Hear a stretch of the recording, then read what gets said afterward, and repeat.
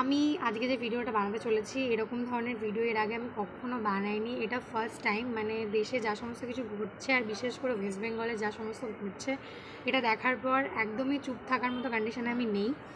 আমি সত্যি কথা বলতে গেলে আমি ওয়েস্ট বেঙ্গলের বাসিন্দা। আমি নিজের কাজের জন্য এখন ব্যাঙ্গালোরে আছি, বাট তাও যদি আজকে আমি ওয়েস্ট বেঙ্গলে থাকতাম হয়তো তাদের সেই মিছিলে আমি যোগদান করতে পারতাম, বাট আমার পক্ষে এটা এখন করা সম্ভব না। তাই আমি দূর থেকেই তোমাদেরকে সাপোর্ট করার জন্য এই ভিডিওটা বানাচ্ছি। আজ আমরা খুবই গর্বের সাথে ৭৮তম ইন্ডিপেন্ডেন্স ডে বা স্বাধীনতা দিবস পালন করতে চলেছি।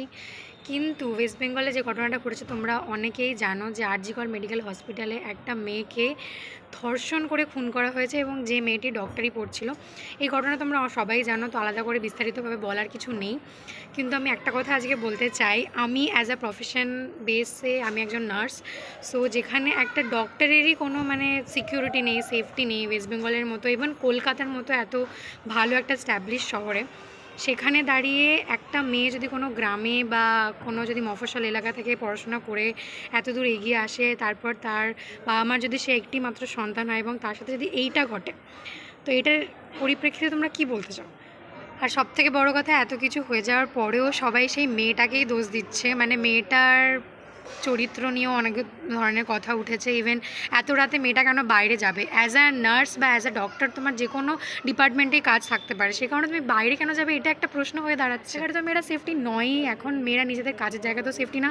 সবথেকে বড় কথা, অ্যাজ আ নার্স বা অ্যাজ আ ডক্টর আমরা মানে একদম স্টার্টিং থেকে আমাদের শেখানো হয় যে মানুষের প্রাণ কীভাবে বাঁচাতে হয়। মানুষদেরকে আমরা সার্ভিস দিয়ে এসেছি মানে 24/7। আর যারা আমরাই মানুষদেরকে সার্ভিস দিই, আমরা মানুষদেরকে দেখাশোনা করি, সমস্ত কিছু করি, আর আমাদের সেফটির ব্যাপারে কেউ নেই, কেউ দেখাশোনা করে না, এই ব্যাপারটা নিয়ে কেউ কথাও বলে না। সো যাই হোক, তো যা হচ্ছে তোমরা তো সবাই জানো। আমি এই ভিডিওটার মাধ্যমে সমস্ত যারা মানে মেডিকেল স্টুডেন্ট আছো বা যে অন্যরকমও যারা স্টুডেন্ট আছে, যারা নর্মাল লাইনে পড়াশোনা করছো বা যারা কলেজে পড়ছো, সবাইকে বলতে চাই আজকে এই জিনিসটা ওই মেয়েটার সাথে হয়েছে, কালকে এই জিনিসটা আমাদের সাথে হবে না, এটা কিন্তু কোনো গ্যারেন্টি নেই। সো প্লিজ এটার অ্যাগেনস্টে তোমরা প্রোটেস্ট করো, আর এই ভিডিওটা যতদূর সম্ভব ততদূর তোমরা শেয়ার করো, আর অবশ্যই সতর্ক থেকো।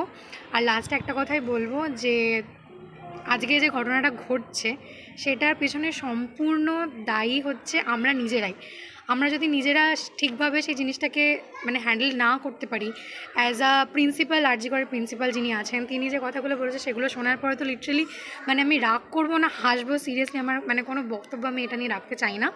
সো এখনও জিনিসটা পুরো তদন্ত হয়নি, আশা করছি খুব তাড়াতাড়ি এটার কোনো একটা মীমাংসা বেরিয়ে আসবে, সেটার অপেক্ষায় আমরা সবাই আছি। তো আর কিছু আমার বেশি কিছু বলার নেই। সো লাস্টলি যে ঘটনাটা ঘটেছে এটার জন্য আমরা সত্যি অনেক লজ্জিত। মানে একটা ডক্টরকে যদি এরকমভাবে হত্যা করা হয়, লিটারালি ধর্ষণ করে, আর এত এত জায়গায় মেয়েটাকে আঘাত করা হয়েছে, মানে কিছু বলার না। সো এটাই বলবো শেষমেশ, যে জিনিসটা হয়েছে, যে ঘটনাটা ঘটেছে, তার জন্য আমরা ইভেন পুরো ভারতবাসী এটার জন্য অনেকটা দুঃখিত, অনেকটা লজ্জিত। সো এই ঘটনাটায় যারা যারা জড়িত আছে, মানে ধর্ষণকারীদের খুব তাড়াতাড়ি যেন খুঁজে বার করা হয়, এটাই আমরা এখন চাইছি। সো যত তাড়াতাড়ি সম্ভব কলকাতা পুলিশ এই জিনিসটা দেখো, এটা মানে যত তাড়াতাড়ি সময় তাদেরকে ধরে নিয়ে আসো, আর ওদেরকে যথাযথ শাস্তি যাতে দেওয়া হয়। লাস্টলি এটাই বলার আছে যে এরকম লজ্জাজনক ঘটনা আর যেন কলকাতায় বা এনি আদার কান্ট্রিতে এরকম যেন আর না হয়, সেটা প্লিজ আমাদের জনগণেরই সেটা দেখতে হবে। সো যারা ধর্ষণকারীরা আছে, একজনকে তো আপাতত পুলিশ ধরে নিয়েছে, তো আরও যারা যারা এটাতে যুক্ত আছে তাদেরকে যেন খুব তাড়াতাড়ি খুব শীঘ্রই গ্রেফতার করা হয়, এটাই আমরা কামনা করি, আর ওই মেয়েটার আমরা শান্তি কামনা করছি। সো এটা বলে আজ ভিডিওটা শেষ করছি গাইজ।